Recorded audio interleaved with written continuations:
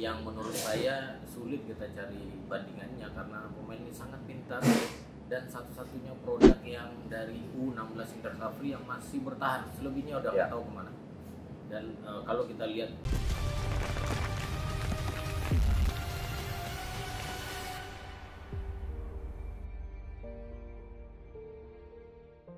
guys, jelang AFF episode ke-13, Indonesia belum pernah juara. Thailand 5 kali, Singapura 4 kali, Vietnam 2 kali, Malaysia 1 kali. Nah, bagaimana dengan peluang timnas Indonesia? Ada sahabat gue, Coach Yentu. Indonesia gimana nih? Di grup B, Kamboja, Laos, Vietnam, Malaysia. Kita nggak bicara juara dulu, lolos nggak dari grup? Kemungkinan besar lolos pasti, karena kalau kita lihat di grup itu sesuai dengan peringkat AFF, kita itu di bawah Malaysia dan Vietnam. Artinya hanya dua tim ini yang menjadi hambatan, tapi bukan hambatan sebenarnya, karena kalau kita lihat Vietnam secara memang di 4 tahun terakhir kita sulit mengalahkan, tapi Malaysia saya pikir kita imbang, nggak ada masalah. Jadi kuncinya lawan Malaysia ya? Iya. Kalau Laos Kamboja bisa lah ya?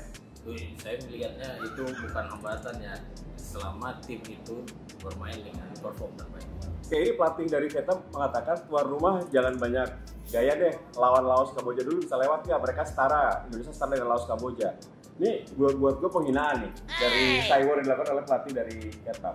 Iya, saya pikir pelatih Vietnam pun sama pelatih kita sama-sama orang Korea. Betul. Mereka Saiwar dengan gaya Saiwarnya masing-masing, bahkan kalau kita lihat STY pun juga kalau Saiwar orang pun juga kadang-kadang terlihat berlebihan bagi kita. Tapi buat mereka yang sudah terbiasa dengan kompetitif yang luar biasa di negaranya, biasa saja sebenarnya. Oke. Tapi kalau di luar Saiwar nih, Mas Yanto, 4-1-4-1-nya Sintayong dengan beberapa kali kemenangan yang kita raih, apakah sudah jalan cocok dengan materi pemain? Saya melihat di beberapa pertandingan terakhir ya, terakhir sebenarnya lawan Australia yang kita tidak bisa berbuat apa-apa. Secara keseluruhan sudah variatif ya, bahkan kombinasi pemain senior dengan pemain U18. Saya pikir ini hal yang harus dilakukan karena banyak sekali pemain-pemain muda yang sudah bisa bersaing bahkan di liga, dan akar dari tim nasional sebenarnya adalah kompetisi liga. Nah, kalau kita lihat di liga sekarang, bahkan kita melihat seberapa besar kemungkinan pemain muda main, kita melihat sudah banyak tim bahkan pelatih berani memainkan pemain muda dengan kualitas yang tidak kalah kok dengan pemain senior. Ini pemain muda kayak Witan, Egy, terus Ika Buaya juga main bagus. Nah, tanpa strong striker, apakah memang ini false nine yang coba dimainkan oleh Sintayong di sini? Justru sekarang kalau kita melihat trends itu bermain dengan false number 9 ini justru menjadi alternatif ketika lawan itu menumpuk banyak pemain di pertahanan atau seperti compact defense.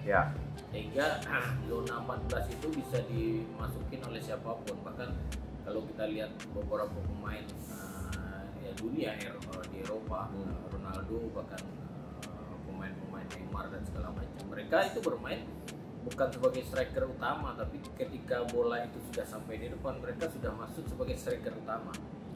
Justru itu yang membuat pertahanan semakin sulit, karena ketika yang masuk itu bukan striker, maka akan menarik, atau kalaupun tidak ikut maka ada space yang ditinggalkan. Nah, kalau melihat bintang nih Coach, bintang kita ya, ini ada Elkan Bagot di belakang, kemudian di belakang ada Asnawi juga, terus Witan, Egy, ini pemain-pemain yang main di luar negeri. Menurut lu pengaruhnya seperti apa pengalaman Coach Yentu di sepak bola nasional, melihat peran dari pemain kita yang bermain di luar negeri? Ini efeknya bagus banget tuh buat itu. Iya, bagus sekali karena mereka punya pengalaman yang sangat baik menghadapi orang-orang asing dengan berbagai macam strategi, kemudian bisa beradaptasi. Yang paling penting adalah pemain ini bisa tune in langsung dengan formasi yang diinginkan oleh STY. Karena kalau kita lihat kesuksesan Jepang, Korea sampai ke Piala Dunia, 10 dari 11 pemain intinya adalah pemain yang bermain di luar. Nah, ini pelan-pelan kalau kita bisa tingkatkan dari 4 menjadi 9, kemudian kemudian semua pemain yang main di luar bisa kita panggil Bagus, dan bagus sebenarnya, karena itu berdampak kepada profesionalisme, cara hidup, kemudian mau bagaimana menghargai diri sendiri. Itu akan berbeda ketika dia hidup di negara orang sendirian dengan hidup di negara sendiri. Oke. Nah, kalau boleh tahu, Coach Hentu, ini pemirsa juga pengen tahu siapa 3 pemain timnas yang akan menjadi kunci. Gue nggak akan banyak-banyak, 3 aja, 3 dari kacamata Coach Hentu, 3 yang akan menjadi kunci di AFF nanti. Saya melihat pertama yang paling penting adalah penjaga gawang Riyandi ya. Unsur Riyandi ya? Iya. Bukan Nadio, bukan Hernando. Saya melihat Riyandi lebih konsisten dan baik di bawah Mister, walaupun dia bukan kiper modern yang bisa bermain dengan kaki dan keluar dari gawang ya. Tapi setidaknya gawang pertama harus aman dulu. Kalaupun kita nggak kebobolan, kita nggak kalah. Seri 1 poin. Yes. Ya.